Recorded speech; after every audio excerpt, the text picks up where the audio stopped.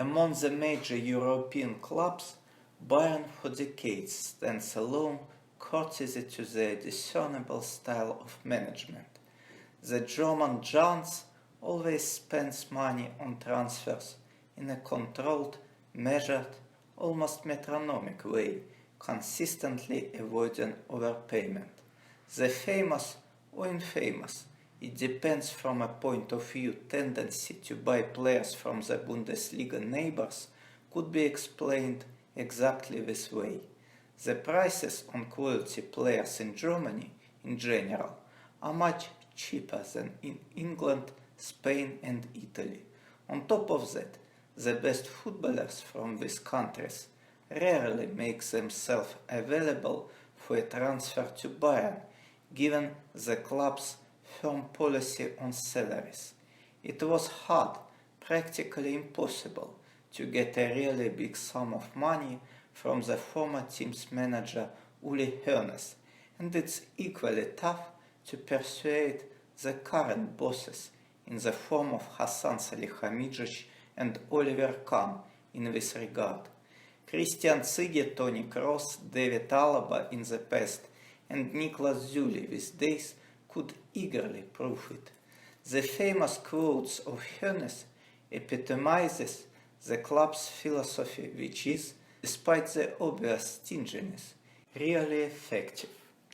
Smart moves, shrewdness, and a very high level of professionalism allow Bayern to be stably among the top contenders in the Champions League, and despite the obvious lack of spending, this video is certainly worth watching. Back in 1994, the German giant found itself at the crossroads. Franz Beckenbauer has led the team to another Bundesliga title in the role of caretaker, but left his post immediately after that. Meanwhile, after 3 lean years in Europe, Bayern even missed one campaign due to poor results in 1992, and on the eve of the maiden Champions League, the club desperately needed a coach with a solid continental record. Arsène Wenger, who managed AS Monaco in that period of time, definitely met this demand.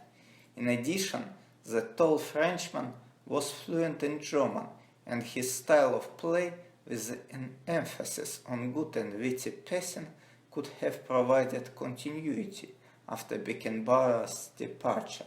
On top of that, Wenger himself was planning to leave the Principality club after a 7-year spell.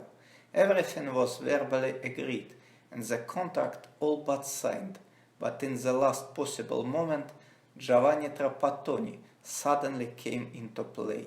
The famous Italian coach left Juventus, and Hoeneß in the end opted for Trapattoni's unique track record.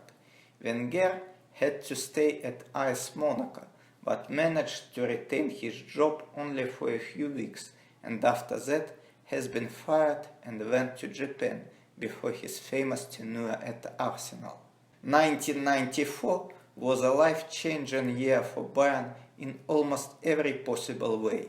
In autumn, Beckenbauer has been anonymously elected the president of the club, and after that immediately put into work all his considerable political weight, savvy and tenacity. Constantly using his authority, the Kaiser Franz brought a plenty of new sponsors, which gave the club an opportunity to be unusually active on the transfer market. First and foremost, the Bundesliga champions tried to get a new forward, because the acquisition of the famous Jean-Pierre Papin proved to be a flop, very much like Eden Hazard nowadays. Persistent injuries left the Frenchman out of the squad time after time, and by November both Beckenbauer and Hoeneß started to lose patience. Bayern by that point mired in the middle of the table, in the absence of striker who could find the net on a regular basis.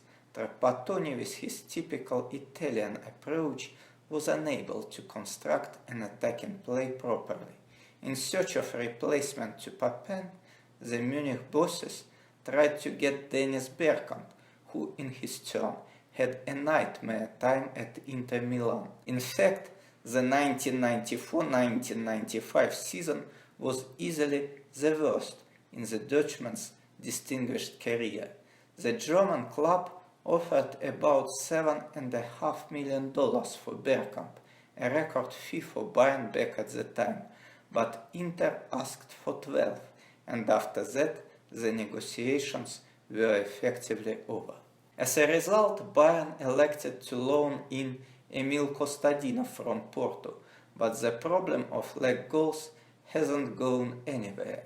Meanwhile, despite all the trials and tribulations, the club reached the Champions League semi-final stage and therefore obtained a lot of fresh money. Beckenbauer was planning to spend them on Hristo Stoichkov, the player which he greatly appreciated. The Bulgarian star back at the time has been in the open conflict with Johan Cruyff and was about to leave Barcelona, but Stoichkov was even more expensive player than Bergkamp, both in terms of transfer fee and his wage. On top of that, his notorious hot temper seemed to be an equally big obstacle, and after some consideration, the Bayern bosses preferred a cheaper and more reliable option in the form of Jürgen Klinsmann. But the intrusive problem hasn't been solved yet, although the famous German forward immediately proved his class and worth at the Olympic Stadium. On the other hand, Otto Rehhagel couldn't find a permanent attacking partner for Klinsmann. The beleaguered Papen was too static for the ever-lively Bundesliga football. Kostadinov was too erratic, despite his superb passing skills. As for Alexander Ziegler and Marcel Viticek, they were often deployed in midfield. In this situation, Bayern were trying to get Davor Šuker from Seville. The skillful crowd, who used to score goals in an impressive fashion, could match Bergkamp and Stoichkov's class and was much cheaper. $5 or $6 million would be enough to get him, but Beckenbauer was hesitant and in the end decided to abandon this idea, describing Šuker as a player who is too static and not vigorous enough for Bundesliga. Davor eventually moved to Real Madrid and in 1998 torpedoed the German national team at the World Cup quarter-final. The double irony is that he spent some time in Munich in the twilight of his decorated career, playing for Bayern's neighbors. When Lothar Matthäus returned from his appalling injury in the midst of 1995-1996 campaign, the school of thought was that it would be his last dance, bearing in mind that the veteran was about to turn 35. This idea looked pretty logical and plausible. Thereby, the bosses of Bayern tried to prepare a substitution and were looking for Matthias Sammer, who by the time successfully inherited Matthäus's role of sweeper in the German national side. On top of that, Matthias has been sponsored by Adidas, the company that supported the Bundesliga giant as well. There were a lot of rumors at that point, back in the early 1996, but in the end, Sammer decided to stay at Borussia Dortmund. The most remarkable thing is that he had to finish his glittering career the very next year, after getting his share of dreadful injuries, whilst Matthäus, who was 6 years older, played another 4 seasons at Bayern, and despite his venerable age, proved to be a more reliable option for the future. By 1996, Bayern, under the competent guidance of Beckenbauer, regained their place among the European elite and reinstated their authority, and this has led to the drastic change of transfer policy. The club stopped chasing big-name players even on the level of gossips and concentrated strictly on the domestic market. But in 2008, the German giant got caught in crisis once again, and after several pretty uninspiring seasons in the Champions League, the need in a world-class manager was more than obvious. Amid this reality, the young Jose Mourinho, who had no job for 3/4 of a year after his ill-fated departure from Chelsea, was too good and attractive option in order to ignore him. There is no doubt that Hoeneß and company approached the Portuguese and probably even interviewed him, but the contrast from financial point of view was really stark. Mourinho, who used to be the world's best paid manager, eventually opted to take over at Inter, and Bayern selected Klinsmann instead. It's curious that 2 years later, Jose won his second Champions League in the expense of Bayern, beating the German club in the final in Madrid. When in the end of 2012 it was announced that Josep Guardiola will succeed Jupp Heynckes in the role of Bayern head coach, the Spaniard immediately expressed the desire to see Neymar at the Allianz Arena. The Brazilian prodigy, who back at that period still represented Santos, has been regarded by Guardiola as a real asset. Neymar's unique ability to fantasize and dribble could be a good complement to the passing game that the coach is implementing in each of his clubs. But by the time, the South American has been already contacted both by Barcelona and Real Madrid and contracted by the Catalans, so Guardiola soon had to give up this idea. Should Bayern replace Robert Lewandowski by Erling Haaland in the upcoming summer? This question is probably one of the toughest in the history of football. Numerous details and subplots only complicate the situation. Good, well-timed and clever planning of the future always has been a real strength of the extremely professional German giants' management, and from this perspective, the young and abundantly talented Norwegian is preferable to the Pole, who will turn 34 next summer. Moreover, Robert's contract with the Kings of Bundesliga expires in 2023.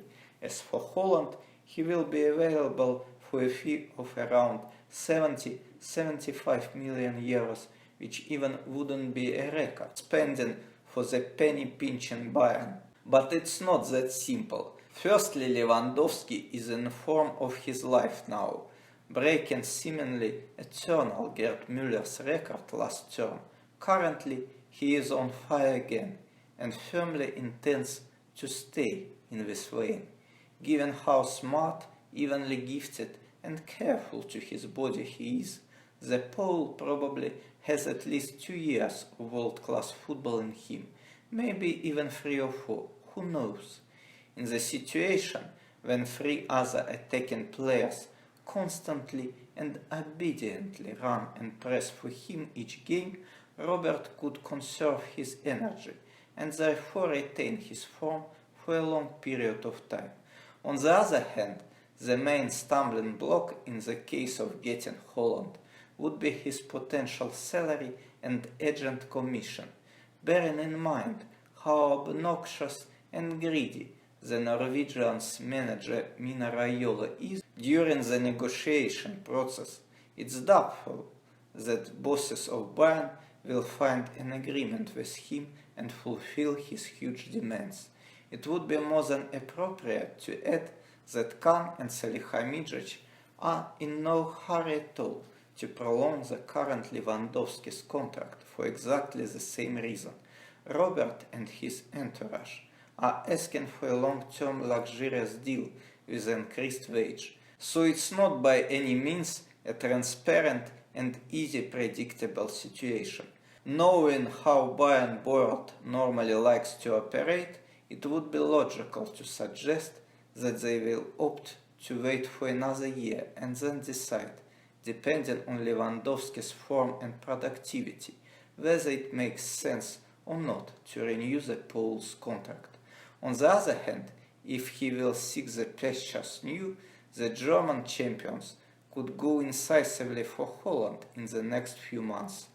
Bayern have enough resources and the hot competition from the likes of Real, Barcelona, PSG and perhaps Manchester United along with Liverpool would only stimulate their desire to get him.